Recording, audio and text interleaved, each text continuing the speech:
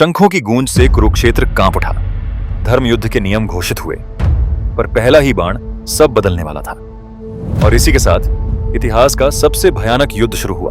पांडवों ने वज्र व्यूह बनाया, कौरवों ने उसका जवाब सर्वतोभद्र व्यूह से दिया, और फिर दोनों सेनाएं बिजली की तरह टकरा गई। भीष्म पितामह युद्ध भूमि में प्रलय बनकर उतरे। उनके बाणों ने आकाश ढक दिया।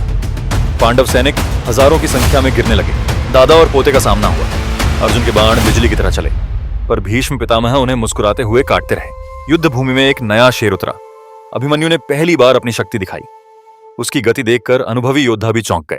मात्स्य राजकुमार उत्तरा ने वीरता से आक्रमण किया, पर मद्रराज शल्य ने एक ही भाला फेंका और वह भाला सीधे उसके हृदय को चीर गया। भाई की मृत्यु देखकर श्वेत क्रोध से जल उठा। उसने शल्य पर ऐसा प्रहार किया कि पूरी सेना कांप गई। एक क्षण को लगा कि शल्य हार जाएगा। शल्य को बचाने स्वयं भीष्म पितामह आगे आए।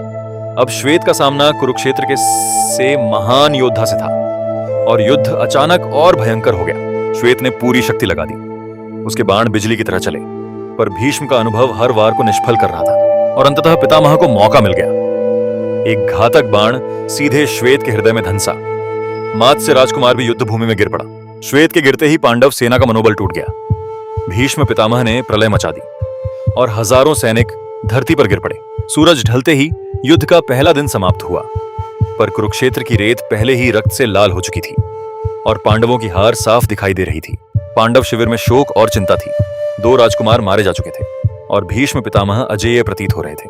रात के सन्नाटे में भीष्म युद्ध भूमि को देख रहे थे। वह जानते थे कि यह युद्ध अब भी लंबा चलेगा और हर दिन और भी भयानक होगा। पहले ही दिन पांडवों को भारी हानि हुई। भीष्म पितामह अजेय दीवार की तरह खड़े थे। अगर यह सिर्फ पहला दिन था, तो आगे के 17 दिन कैसे गुजरेंगे?